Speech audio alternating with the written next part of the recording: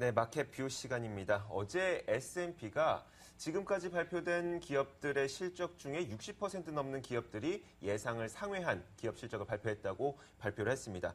상당히 좋은 내용이긴 한데 지금 나타나고 있는 기업 실적들은 사실 온도차가 좀 나타나고 있는 것 같아요. 그렇다 보니까 과연 지금부터라도 시장의 경계감이 높아지는 것은 아닐지 점검해 보도록 하겠습니다. 이트레이드 증권 WM 영업센터 정영훈 차장 모셨습니다. 안녕하세요. 네, 안녕하세요. 안녕하십니까.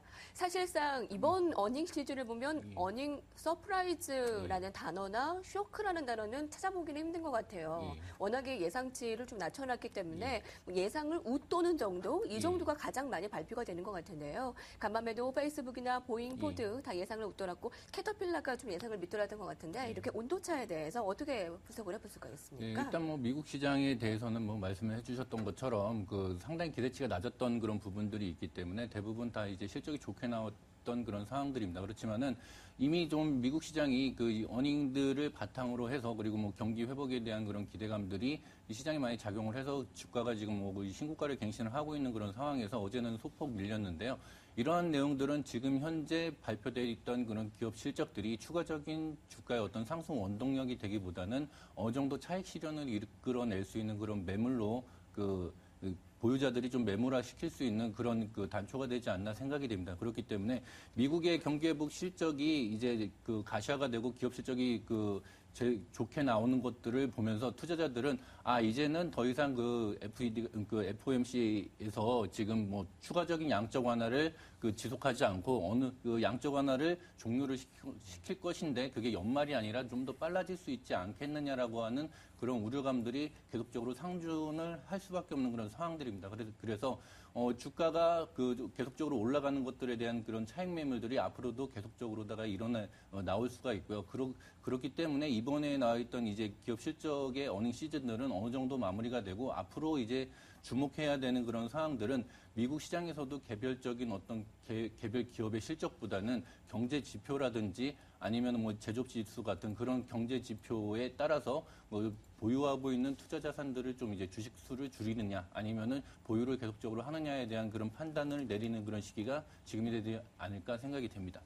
그렇다면 국내 실적들은 어떨까요? 미국에서는 기대치가 낮았고 거기에 따른 좀 호실적인 발표가 됐고 반면에 우리 시장은 기대치가 낮지만 거기에도 못 미치는 실적들이 좀 발표가 되고 있는 것 같거든요. 그런데 여러분들도 보시면 알겠지만 실적 발표한 거하고 주가하고 그렇게 크게 연동성이 없는 게 지금 현재 상황입니다. 그 이유는 일단은 국내 증시에 대해서 그런 어떤 어닝 쇼크를 이룰 수 있다라고 하는 그런 우려감 때문에 기대치를 많이 낮췄었는데 그 낮췄던 그런 부분들에 좀 부합하는 그런 실적들이 나오면서 2분기는 이미 좀 끝나고 앞으로 3분기에 대한 그런 업황의 전망들이 더 중요시하게 되는 상황들입니다. 그렇기 때문에 얼핏 봐가지고서는 가장 큰 실적을 내놨었던 그런 삼성전자가 다른 상대적으로다가 주가 약세를 보이고 있는 그런 상황들인데요. 이것들은 2분기 때 실적이 좀 피크를 치지 않았냐라고 하는 그런 우려감들이 상당히 크게 작용을 하고 있습니다. 대신에 중국 경기들이 회복이 됨에 따라 가지고서 소재라든지 아니면 경기 민감주들에 대한 그런 실적들이 나쁘게 발표가 된다라고 하더라도 주가는 추가적으로 또 상승을 할 수가 있는 그런 여력들을 가지고 있는데요. 기업 실적 발표에 대해서 가장 중요시하게 봐야 될 것들은 과거의 실적이 아니라 앞으로 실적 발표 이후에 업황이 어떻게 진행이 되는지에 대한 그런 관심들을 좀 가지시면 될 것 같고요. 그거에 대해서 가장 확실하게 알 수 있는 방법 중에 하나가 실적 발표 이후에 외국인들이 어느 정도 매수를 붙느냐를 보고서 앞으로 업황이 어떻게 될 것이다라는 것들을 좀 짐작해 보시는 것도 괜찮으실 것 같습니다. 그렇군요. 지금까지 현황을 봤을 때 2분기 실적 결과와 주가의 변동성이 그렇게 크지 않았다. 근데 그 이유는 지금까지 과거의 현황이고 이제 앞으로가 3, 4분기 그걸 그렇죠. 봐야 된다. 근데 그것의 키는 외국인들이 어느 정도 사느냐 이것을 보자라는 부분인데요. 사실 삼성전자의 실적도 이 정도면 굉장히 잘 나온 수준인데 주가가 좀 부진하지 않았습니까? 그 부분이 이 피크에 대한 우려감 때문이었다라는 거죠. 그렇죠.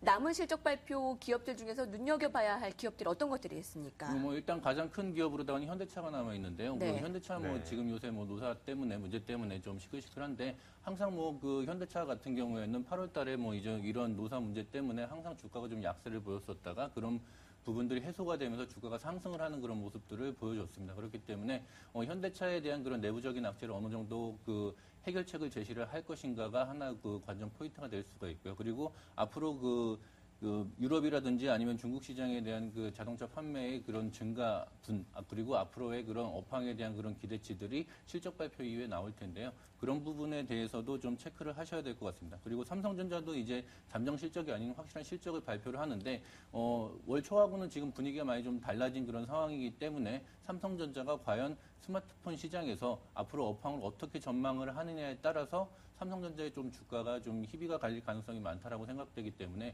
가장 중요시하게 돼야 될 그런 종목들은 이 그 빅2를 좀 보시면 될 것 같습니다.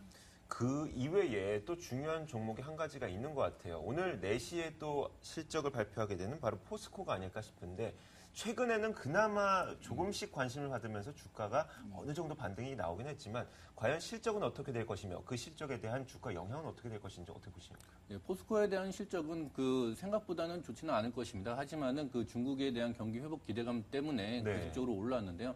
포스코 같은 경우에는 실적 발표 이후에도 뭐 지금 현재 상황을 계속적으로 유지를 하면서 뭐 이제 점진적인 상승을 보일 것 같지만은 가장 분기가 되는 것들은 포스코 같은 경우에는 이제 실적 발표일이 아니라 그 네. 8월 초에 예상이 돼 있는 그 중국의 PMI 지수 같은 그 중국 지표에 영향을 더 크게 받을 가능성이 많습니다. 그렇기 때문에 경기 민감주에 대한 그런 그 투자는 요번 주하고보다 그건 다음 주까지 월말이기 때문에 네. 그 경기 민감주는 그 월말까지는 좀 계속적으로 괜찮을 것 같은데 이때 중국의 PMI 지수를 좀 기다리는 것보다는 그 전에 좀 일단 그 결과를 보기 전에 좀 현금화를 시켜서 그 중국의 경제 지표 발표를 좀 지켜보는 그런 전략들이 좋지 않나 생각이 됩니다. 아무래도 좀 PMI가 약간 둔화될 수 있다라는 쪽의 가능성을 두시나 보네요.